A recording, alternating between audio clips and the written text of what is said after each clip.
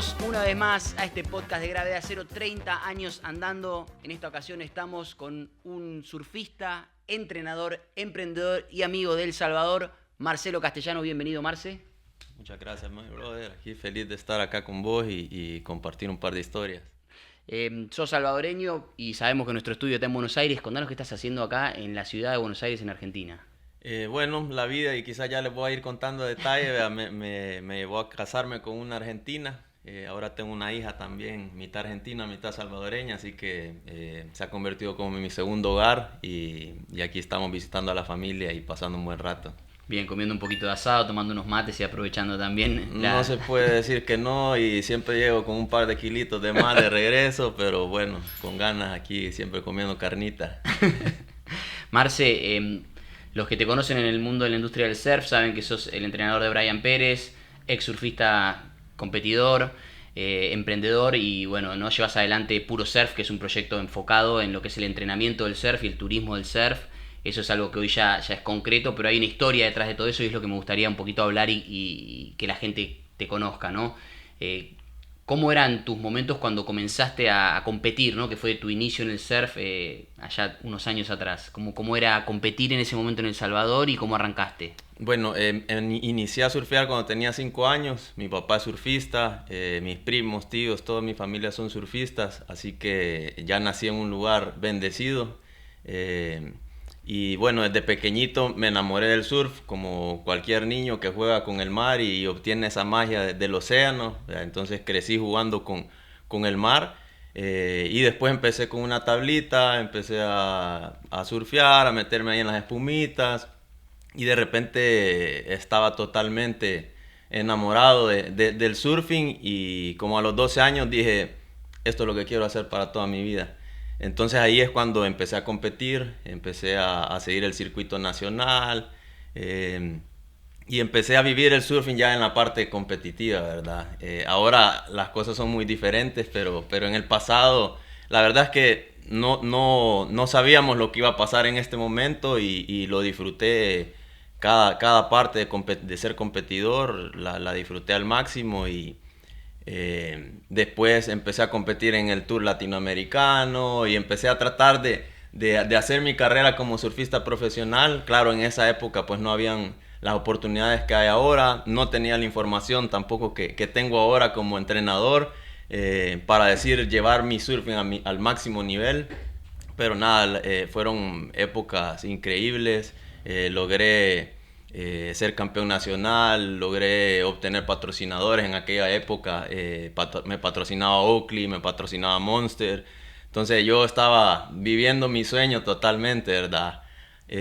Hasta que un día me tuve una lesión en la rodilla y me surgió una oportunidad de venirme acá a Argentina. Mi papá me preguntó, hey, mira, esta oportunidad de estudiar hotelería y turismo. Yo ya sabía que quería trabajar en algo relacionado con el surf y hacer algo del surf.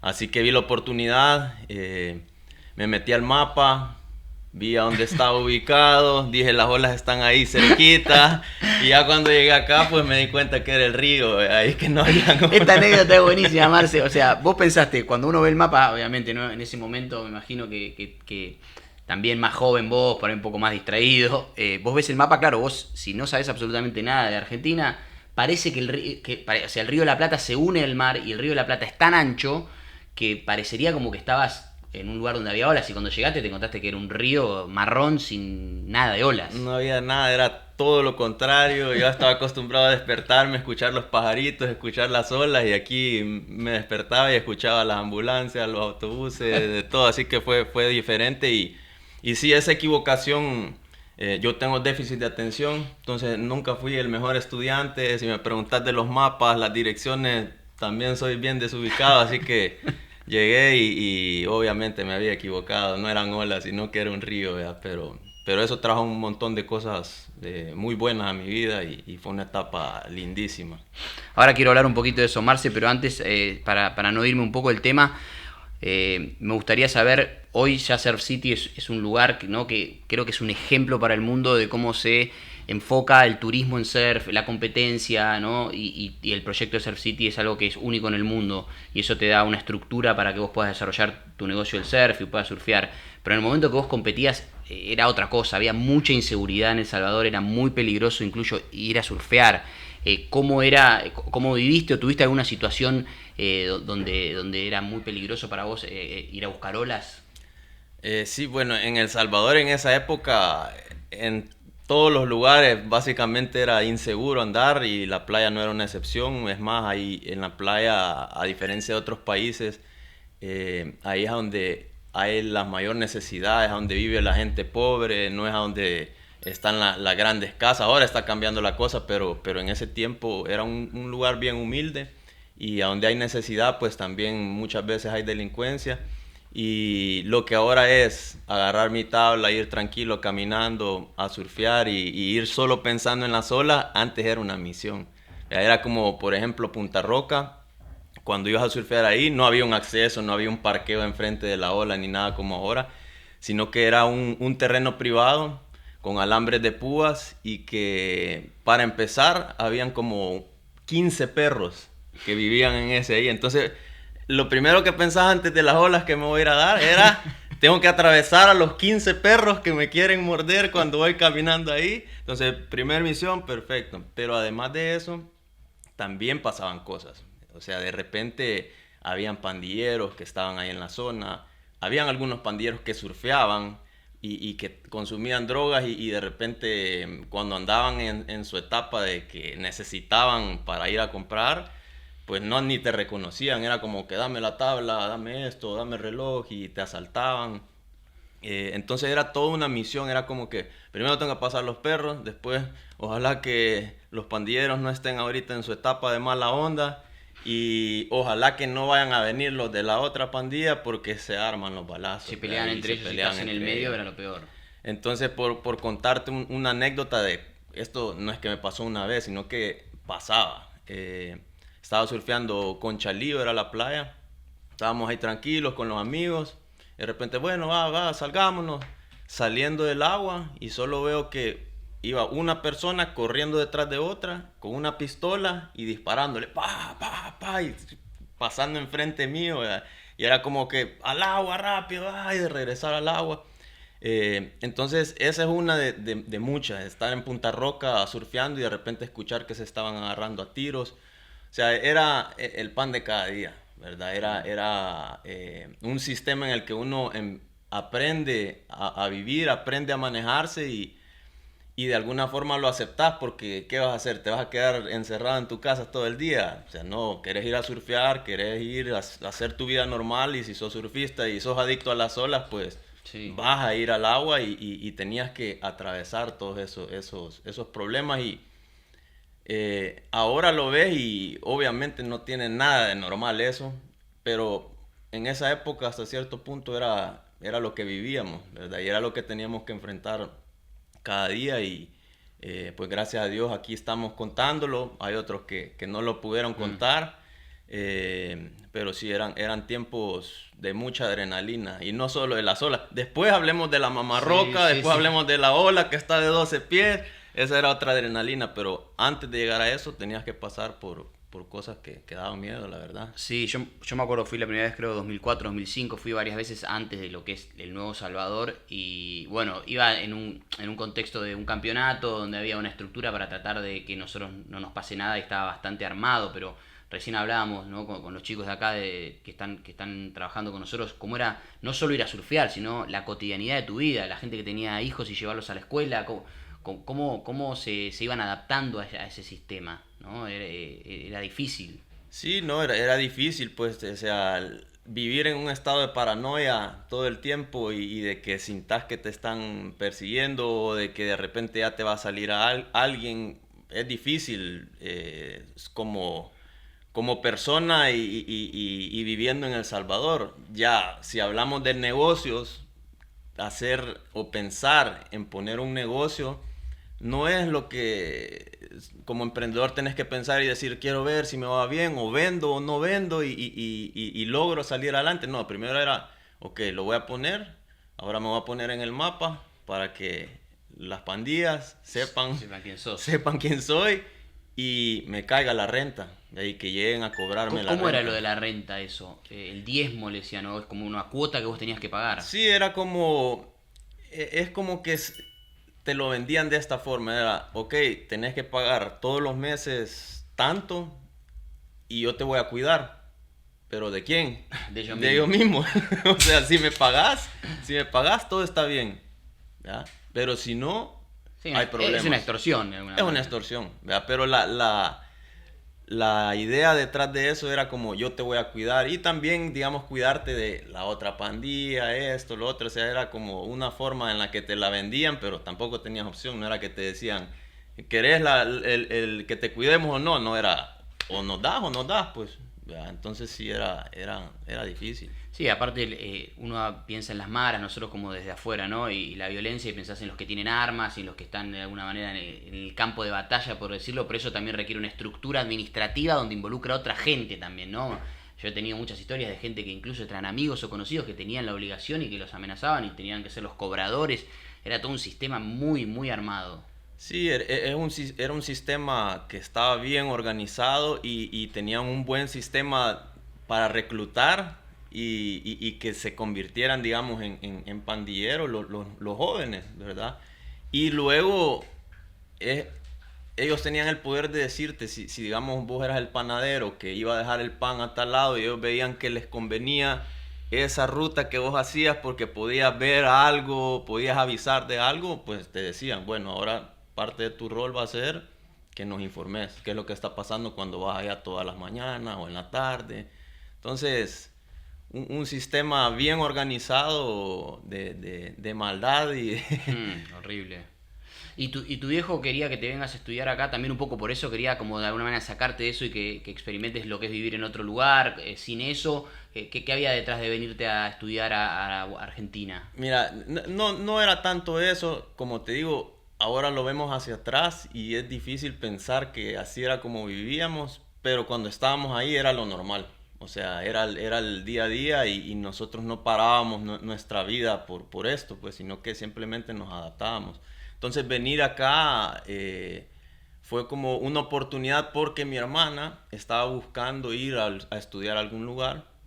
Entonces vio acá unas universidades y dijo, hey, me voy a Argentina. Mi papá se metió a ver y encontró que había una carrera de hotelería y turismo que en El Salvador no estaba todavía. Entonces él me dijo, hey, tu hermana se va, ¿te quieres ir? Y yo dije, bueno, sí, la verdad es que estoy lesionado, me rompí la rodilla, necesito recuperarme, quiero pasar tiempo con mi hermana, esto. Y al final mi hermana no se vino para acá y yo terminé. Muy bueno. Y bueno, acá estudiaste hotelería y turismo, viviste muchos años, me imagino que te escaparías a Mar del Plata a surfear un poco, pero lo interesante es que volvés a El Salvador con tu tesis de tu carrera, que es lo que termina siendo hoy Puro Surf, ¿no? ¿Cómo fue eso? Porque antes de que Puro Surf sea un hotel con todas las comodidades que tiene hoy, arrancó como una academia pequeña. Contame ese paso de la vuelta a El Salvador con tu proyecto y con tu idea. Digamos que cuando me vengo acá, yo siempre tenía el deseo de encontrar información de cómo puedo surfear mejor, o sea, cómo puedo ser mejor, cómo puedo alcanzar mi máximo potencial, o sea, siempre tuve como esa obsesión y en esa época pues no encontrabas mucho. ¿Verdad? Cuando estuve acá en Argentina empecé a tener tiempo para investigar más, para aprender de cómo recuperarte de una lesión. Entonces, cuando estudié la carrera, al final tenía que hacer una tesis. Entonces, para mí fue fácil, pues fue como tesis, ¿de qué la hago? Un proyecto, una academia de surf, con un hotel, con un restaurante y como tratar de cerrar la experiencia de surfing en El Salvador. Sí, conectaba tus dos pasiones, porque la hotelería y la parte turística con la parte de surfing. En ese momento, ¿cuántos años tiene Puro Surf ya? Tiene como 13 años, 12, 13 años. No es lo que es hoy, ¿no? Incluso creo que no había casi... Instagram estaba naciendo, ¿no? Por ahí por el 2011, 2010. Ajá. Y digo, mucha visión me parece y me imagino que fue como espontáneo, que no es que... digamos que le podemos decir visión, pero yo también le llamo mucha pasión. ¿verdad? Porque yo no estaba pensando tanto en el resultado o tanto a futuro de si va a ser exitoso o no, sino que yo quería hacer algo que me llenara, algo que me apasionara cada día. Creo que es parte de las cosas que los surfistas y los que buscamos deportes extremos, es poder seguir jugando, seguir viviendo esto, ¿verdad? Y creo que esa era mi mayor intención en un inicio, pero sí, en la tesis parte de todo era iniciar con una academia porque era lo de menor inversión, y luego ir evolucionando a poder ir complementando con el hotel, restaurante y todo eso. Entonces, al regresar a El Salvador, eso es lo que hice.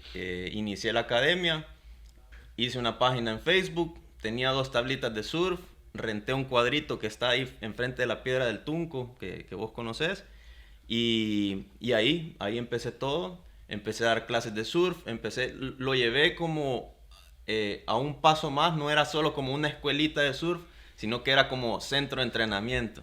Entonces tenía las clases para gente principiante, pero también estaba entrenando gente que ya surfeaba, y aparte tenía un equipo de niños, ¿verdad? De la zona, que yo le llamaba al proyecto Compartiendo Olas.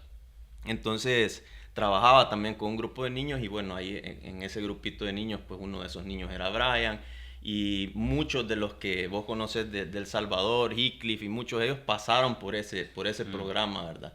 Y así es como yo inicio el proyecto de Puro Surf, y así es como las cosas empiezan a pasar por la acción. Eso va generando una bola de nieve que hace que las cosas vayan creciendo, y así fue como conocí a mis socios, ¿verdad? Que tengo ahora.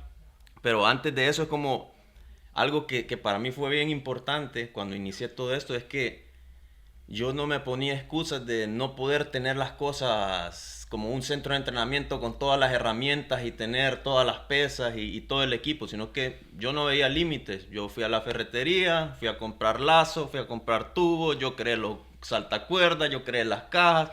Yo me armé todo el equipo para poder tener el centro de entrenamiento.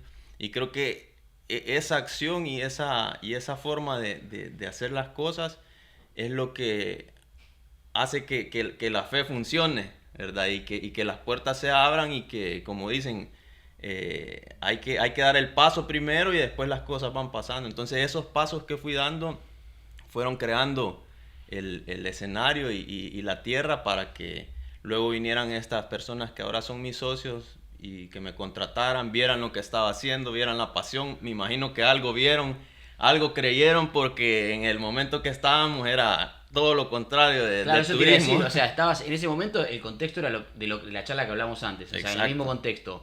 Hoy Puro Surf es un lugar soñado, ¿no? Desde la hotelería tenés un bowl de skate, tenés un tatame para hacer jiu-jitsu, tenés lugares para hacer baño de hielo, tenés una piscina para nadar, tenés un restaurante espectacular. Eso requirió una inversión de gente que confió en vos en un momento donde el contexto del país no es lo que es hoy, ¿no? ¿Cómo lograste que los inversores digan, bueno, vamos a poner plata en un país que era muy inseguro? Y me imagino hoy la felicidad de ellos de ver de lo que se transformó esa visión. Sí, la verdad es que es como, yo digo que estos inversionistas estaban locos. y son muy buenos inversionistas, son empresarios conocidos en el país y todo eso, así que saben lo que están haciendo, pero realmente en el contexto que estábamos, ahora veo atrás y digo, y ellos mismos dicen, estábamos locos lo que hicimos, ¿verdad? Porque no había nada que apuntar a que las cosas iban a cambiar, y que ahora sean como son, ¿verdad? En esa época teníamos todo en contra, y nos metimos a hacer un proyecto que no era solo una academia, sino que realmente era un centro de entrenamiento con hotel, restaurante, todo esto de clase mundial.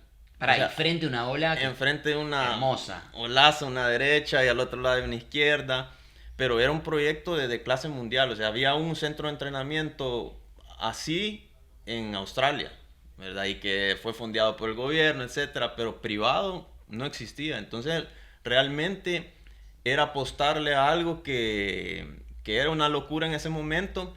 Y si vos conocés, y los surfistas que nos ven, saben que el surf ha ido evolucionando y ahora la gente acepta el entrenamiento, ya se dio cuenta que es importante tener un coach, que alguien que te ayude, que te diga esto, la técnica, etcétera. Pero antes no era así, antes era esto es estilo de vida y aquí nadie que nos diga qué hacer, ¿verdad? Entonces era como ir en contra no solo del país y de cómo estaba la situación, sino de la cultura que en ese momento había dentro del surf. Entonces, nada, ahora eso ha cambiado y las cosas han ido caminando hacia un punto en el que ahora la gente sí reconoce que está bueno que te ayuden a alguien, te van a ahorrar varios años, te van... Total. Ya, entonces... Sí, aparte está muy bien organizado, ¿no? Y con los años fue pasando un montón de gente de la industria del surf que en el momento, me imagino, ni pensaba, ¿no? De los mejores surfistas del mundo pasaron por Puro Surf, se hospedaron ahí. Hasta las Miss Universo fueron a tomar una clase cuando no estuvieron ahí. Digo, todo tipo de celebridades y personas desde el mundo del surf. Hoy Puro Surf es un referente, creo que mundial, ¿no? Porque todo el mundo que va, incluso de países como Australia, Hawái, donde el surfing está muy desarrollado, ven Puro Surf y dicen esto es increíble. Hay pocos lugares en el mundo que son así, ¿no? Y nada, es alucinante. Me interesa ahora hablar un poquito también sobre cómo entra Brian, ¿no? Me decías, Brian es uno de esos niños. Brian, nos acordamos, era el que cuidaba los autos en Punta Roca, vos lo conocés con 14 años. Él comienza ¿no? en esta especie de academia pequeña y hasta el momento que vos fundás el hotel y se va a vivir al hotel, ¿no? Brian hoy siendo deportista olímpico, habiendo competido en 4WSL, ¿cómo fue esa transición del Brian que cuidaba autos en Punta Rocas al Brian olímpico? Hicimos el grupo que te contaba que se llama Compartiendo Olas. Invitamos a varios niños y Brian empezó a llegar, ¿verdad? Desde pequeño Brian vos le veías que tenía ganas y que realmente estaba dispuesto a pagar el precio para salir adelante por medio del surf. Entonces ese era como algo bien particular que vi en Brian desde pequeño. Y así fue, empezó a venir a los entrenos, era de los que nunca faltaba, era de los que no ponía excusa, agarraba el bus todos los días, iba a entrenar, regresaba. Y ahí empezamos esa relación, viniendo a los entrenos. Y cuando terminamos de construir ya el hotel y todo eso, yo hablé con mis socios y todo y les presenté el proyecto de Brian. Y les dije como que, hey, aquí está esta persona comprometida, tiene talento, tiene las ganas. Traigámonoslo a vivir acá y que entre en un programa en el que su vida sea puro surf, ¿verdad? Que sea entrenar, surfear, comer bien, competir y mantenerse en forma, ¿verdad? Entonces ahí dijimos, bueno, traigámoslo. Se vino a vivir a Puro Surf y ya, bueno, tenemos 8 años de haber abierto el hotel y ahí ha estado Brian desde entonces y ha sido un proyecto en lo personal muy interesante, un proyecto que me llena un montón porque yo también viví esa etapa de querer salir adelante, de querer ser competidor, de querer y yo tal vez no tuve la plataforma ni los pilares que me llevaran a ese lugar. Y con esta experiencia que yo tenía y de ver las necesidades, pues yo traté de hacerle esa plataforma a Brian y crear estos pilares para que él pudiera ir alcanzando las cosas que ha alcanzado. Entonces, ha sido para mí muy bueno porque me he dado cuenta de lo que se necesita y ahora con autoridad, cuando me preguntan, hey, ¿qué hacemos para crear a otro Brian y esto, lo otro? Y digo, bueno, aquí están todos los pilares que hay que trabajar, aquí está todo el soporte que hay que dar para poder llevar a un atleta a que sea un atleta olímpico, que surfee y que no solo surfee, sino que sea como un campeón adentro y afuera del agua, ¿verdad? Como lo es Brian. Sí, difícil también el entorno en el que vivía Brian. Hay muchos chicos, ¿no? Que lo hemos hablado nosotros muchas veces, donde también existen otras tentaciones, existen, ¿no? Una historia de muchos años de vivir de una manera donde la sociedad les muestra otra cosa y poder encontrar a alguien y poder también vos, no solo de la parte deportiva, ¿no? Poder tratar de siempre estar atento a la parte emocional, a la parte psicológica, social de Brian en este caso, de otros chicos, para poder decirles, acá hay algo donde vos vas a poder, ¿no? Salir de un entorno que por ahí no es bueno para un chico y que por ahí lo puede marcar para toda la vida, ¿no? Me imagino que es un desafío grande también eso. Sí, no, es un desafío hay muchas personas que estaban alrededor de Brian que eligieron otros caminos. Yo digo, bueno, no sé, Brian y su familia, porque, bueno, sus hermanos, los conoce, Gordiño, Kevin, todos son gente súper trabajadora. Entonces sus padres de alguna forma hicieron algo en el que plantaron esa buena semilla y ellos fueron eligiendo un buen camino. Brian eligió este camino de surf y creo que a él le ha devuelto mucho. Él ha tenido la satisfacción de poder ayudar ahora a su familia. Y más importante y algo increíble, que creo que él ha abierto el camino para las nuevas generaciones, para decirle, hey, miren de dónde vengo yo, miren todo lo que he pasado, y sí se puede, sí se puede, si tenés ganas, y como conectando un poco con esa ley de la acción que les decía al principio cuando inicié Puro Surf, es, no se necesita tener todo listo, no se necesita tener todo preparado y saber cuál es el siguiente paso, sino darlo y esperar y las cosas empiezan a suceder. Y creo que es como ese ejemplo que da Brian también, que teniendo todo en contra, él decidió ir dando esos pasos y las cosas se le fueron dando, la gente fue llegando, las tablas fueron llegando y todas las oportunidades le han ido llegando y él ha estado listo para aprovecharlas. Está buenísimo, Marce. La verdad que es alucinante todo lo que se vive en El Salvador, desde la parte social, de la parte turística, las puertas que se abrieron, los personajes, las personalidades que hoy son parte del mundo del surf. Tanto Brian como Goya los conoce todo el mundo del surf internacional, saben quiénes son. Eso me parece que está muy bueno para la región, Centroamérica, Latinoamérica. Y ahora quiero hablar un temita un poquito para ir un poco. Hablamos lo bueno, lo malo del pasado, lo bueno del presente, pero algo que también está en el mundo hoy muy fuerte, que son las redes sociales, el hate, la envidia, que antes existía, ¿no? Vos me contabas cuando eras muy chiquito, había un poco de gente por ahí que te envidiaba, vos tenías pelo rubio, entonces era no te quería, o se rumoreaba, se chismoseaba de que alguien no te quería, o se corría un rumor. Hoy eso se puede concretar con gente que te pone directamente, o te odia, o no. ¿Cómo ves eso dentro del mundo de las redes sociales? ¿Cómo ves eso dentro de un atleta, ¿no? ¿Cómo las redes sociales y las distracciones digitales pueden influir y cómo lo manejas tanto con Brian como con otros chicos? Sí, bueno, es una realidad, el hate está ahí. Creo que cuando uno es joven y no entiende algunas cosas, puede ser súper duro y puede paralizar a muchas personas. Pero a esta altura yo he entendido que el hate es un medidor, ¿verdad? El hater es un medidor del éxito.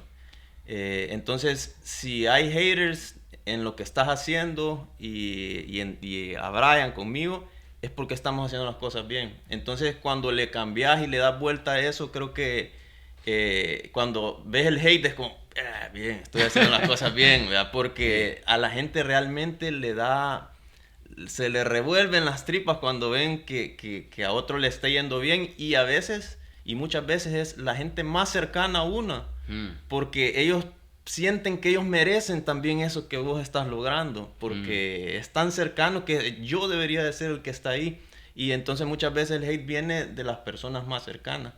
La idea es aprender a manejarlo, entender que no es malo, sino que al contrario es un medidor de que estás haciendo las cosas bien, y no engancharse.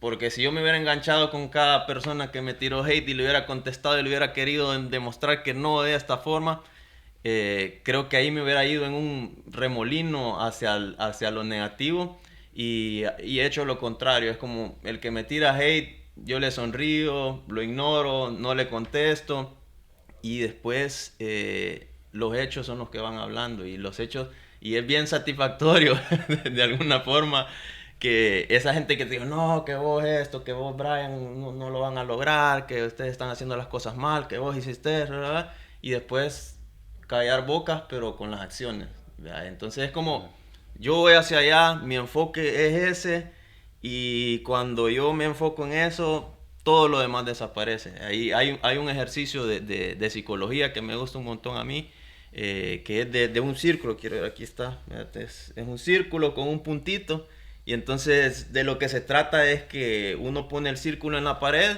y uno tiene que estar viendo el puntito, y cuando uno logra enfocarse, el círculo empieza a desaparecer. Entonces, entre más me enfoco en el puntito, el círculo por más tiempo desaparece, y ese es el ejercicio. Pero para la vida yo lo traigo así, es como, si yo me enfoco en lo que tengo que hacer, yo no tengo que desaparecer el hate, yo no tengo que enfocarme en que todo esto desaparezca. Yo me enfoco en lo mío y automáticamente todo lo demás desaparece. Muy bueno, Marce. Y eso es lo que hemos tratado de hacer con Brian, es hacia allá vamos y enfocarnos. Tremendo, Marce, alucinante. Muy buenas palabras, la verdad que considero que hicieron un trabajo alucinante. Por suerte los conozco hace mucho y me pone muy feliz realmente, y creo que este mensaje que está dando está muy bueno para que la gente lo reciba, ¿no? Mucha gente también no sabe, como decís vos, se desvía por los comentarios o hace cosas esperando una respuesta de, ¿no? Cuando uno tiene que estar por ahí tratando de encontrar, ¿no? A veces es difícil encontrar lo que uno quiere, no todo el mundo tiene claro lo que quiere, y creo que lo más difícil es cuando uno no tiene claro qué quiere, ¿no? Pero también si uno puede llegar a encontrar algo que le va, es por ese camino. Y última pregunta, porque estoy para quedarme hablando 1000 horas, la verdad, con vos siempre es un placer hablar, Marce. Gravedad Cero, ¿hace cuánto lo conocés? Estamos cumpliendo 30 años. ¿Hace cuánto lo conocés? ¿Cómo es tu historia con Gravedad Cero? ¿Qué te parece? Gravedad Cero es algo que desde mi infancia, de repente nosotros lográbamos enganchar un canal en El Salvador, y yo tenía mis VHS a donde lo ponía y lo grababa. Y entonces este era uno de esos programas en los que yo podía encontrar surf, grabar y poder seguirlo viendo después. Entonces como es algo que es increíble para mí. Creo que han hecho un gran trabajo, y creo que han sido parte de eso, de contar la historia, contar historias de las otras personas e inspirar a otros, ¿verdad? Con solo tener el programa es una inspiración, y para los que siempre hemos andado en busca de surf y esto, era ahí, Gravedad Cero, ahí estaba, Gravedad Cero. Ahora hay un montón de redes y todo eso, hay como más información, pero en mi época, pues este programa era de los que te brindaban eso, que era lo único que me importaba, era como, pues ahí viene Gravedad Cero. Así que nada, increíble, y felicidades, 30 años, es un logro súper grande, y le esperamos que estén para toda la vida. Buenísimo, bueno, muchas gracias, Marce, gracias por todo, nos vemos, disfrutá de Buenos Aires, acá con tu familia, con tu mujer, con tu hijo, y nos vemos en El Salvador con algunas solitas. Buenísimo, te esperamos. Gracias por todo. A la gente que está mirando, suscríbanse al canal y nos vemos el próximo capítulo. Gracias, chau.